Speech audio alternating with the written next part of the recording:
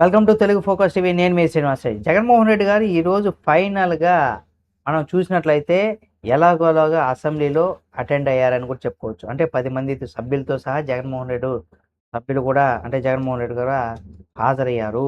ఎమ్మెల్యేలు, ఎమ్మెల్సీలు ఉద్దేశించి బడ్జెట్ సెషన్ స్టార్టింగ్ రోజు గవర్నర్ ప్రసంగం మొదలుపెట్టిన టైంలో వైసీపీ సభ్యులు నిరసన కూడా తెలిపారు. ప్రతిపక్ష హోదా ఇవ్వాలని కూడా డిమాండ్‌తో సభలో నినాదాలు చేశారు. అయితే ఇక్కడ మెడికల్ కాలేజీలు పీపీపీ విధానాన్ని వ్యతిరేకిస్తూ రాష్ట్రంలో శాంతి భద్రతల ఇష్యూను కూడా హైలైట్ చేస్తూ నినాదాలు ఇచ్చారని కూడా చెప్పుకోవచ్చు. అయితే సభలో కొద్దిసేపు గవర్నర్ ప్రసంగాన్ని అడ్డు తగులుతూ స్లోగన్లు చేసినటువంటి వైసీపీ సభ్యులు తర్వాత జగన్తో కలిసి సభ నుంచి కూడా వాకౌట్ చేశారు. అయితే ఇలా వచ్చారు, అలా వెళ్ళిపోయారంటూ కూడా కూటమి అటాక్ స్టార్ట్ చేసింది.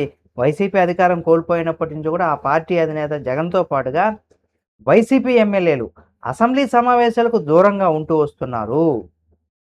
అయితే ప్రతిపక్ష హోదా ఇస్తేనే సభకు హాజరవుతామని కండిషన్ పెడుతున్నారు కాబట్టి దీనిపైన ఎన్ని విమర్శలు వచ్చినా వైసీపీ తన వైఖరిని మార్చుకోవడం లేదు. కాకపోతే ప్రతిసారి బడ్జెట్ సమావేశంలో స్టార్టింగ్ రోజు గవర్నర్ ప్రసంగానికి మాత్రం అలా వచ్చి ఇలా వెళ్తున్నారు. ఈసారి కూడా అలాగే చేశారు. అయితే వైసీపీ ఎమ్మెల్యేలు సభకు రాకుండా అసెంబ్లీ రిజిస్టర్‌లో సంతకాలు చేస్తున్నారంటూ కూడా కూటమి పదే పదే కార్నర్ చేస్తూ వచ్చింది. నో వర్క్, నో పే విధానాన్ని కూడా ఎమ్మెల్యేలకు ఎందుకు వర్తించదంటూ కూడా కొంత ప్రెషర్ పెడుతున్నారు.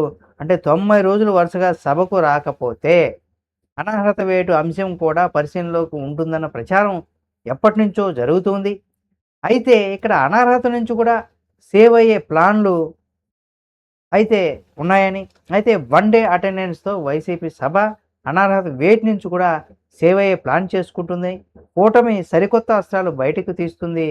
రిజిస్టర్‌లో సంతకాలు బదులు ఇక్కడ ఫేషియల్ రికగ్నైజేషన్ టెక్నాలజీ విధానాన్ని కూడా తీసుకొచ్చింది. అంటే ఏఐ ఆధారిత అటెండెన్స్ సిస్టమ్‌ను కూడా ఇంప్లిమెంట్ చేస్తున్నారని కూడా చెప్పుకోవచ్చు. అయితే స్పీకర్ అయ్యన్న పాత్రుడు సభకు వచ్చి వెళ్ళిపోతామంటూ కుదరదు అని కూడా తేల్చి చెప్పారు. మరి ఇప్పుడు జగన్‌తో పాటుగా ఆ పార్టీ ఎమ్మెల్యేలు కూడా బడ్జెట్ సెక్షన్‌లో ప్రతిరోజు సభకు హాజరవ్వాలి. అటెండెన్స్ వేసుకొని వెళ్తారా లేదా అనేది కూడా ఇక్కడ కొంత ఆసక్తికరంగా మారిపోయినటువంటి విషయంగా మనం చెప్పుకోవచ్చు.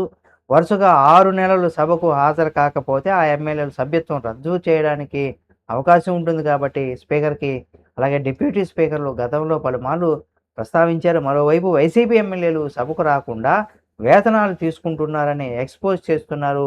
కొంతమంది వైసీపీ ఎమ్మెల్యేలు సభకు రాకుండానే హాజరు పట్టికలో సంతకాలు చేసి వెళ్ళిపోతున్నారని కూడా ప్రజల్లో ఒక చర్చ అయితే పెడుతున్నారు.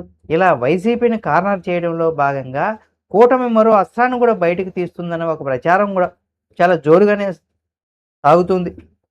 లోపల కూర్చున్నటువంటి తర్వాతే అటెండెన్స్ అని, అసెంబ్లీలో డిజిటల్ అటెండెన్స్ విధానాన్ని కూడా తీసుకొచ్చామని, ఇకపై ఫేషియల్ రికగ్నైజేషన్ అంటే ఫేస్ ఐడెంటిటీతో కూడా ఏఐ ఐడెంటిటీతో కూడా ఇక్కడ అసెంబ్లీకి లోపలికి వచ్చిన తర్వాత ఈ టెక్నాలజీ ద్వారా కూడా సభ్యులు హాజరు నమోదు కానుంది. ఎమ్మెల్యేలు అసెంబ్లీకి వచ్చి లోపల తమ స్థానంలో కూర్చున్న తర్వాత మాత్రమే వారి అటెండెన్స్ రికార్డు అవుతుందని కూడా చెప్తున్నారు. మరోవైపు సీఎం చంద్రబాబు ఎమ్మెల్యేలంతా సభకు మస్ట్‌గా హాజరు కావాలని, ఉదయం 9 గంటల వరకు కూడా సభలో ఉండాలంటూ కూడా సూచనలు చేస్తున్నారు. ఇలాంటి సిట్యుయేషన్‌లో వైసీపీ నిర్ణయం ఎలా ఉండబోతుంది అనేది కూడా ఇక్కడ ఇంట్రెస్టింగ్‌గా మారిపోయేటువంటి అంశంగా మనం చెప్పుకోవచ్చు.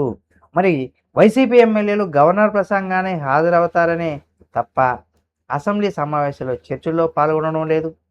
ఇప్పటికే పలుమార్లు అసెంబ్లీకి హాజరు కావాలంటూ కూడా స్పీకర్ వైసీపీ సభ్యులకు సూచించగా సీఎం చంద్రబాబు అయితే సవాలు కూడా చేశారు. అయితే గవర్నర్ ప్రసంగాన్ని హాజరవడం పైన కూడా 2 రకాలైనటువంటి వాదనలు బలంగా వినిపిస్తున్నాయి. అయితే గవర్నర్ స్పీచ్‌కు అటెండెంట్ అయినంత మాత్రాన సమావేశాలకు హాజరైనట్టుగా పరిగణలోకి తీసుకోరని కూడా చెబుతున్నారు.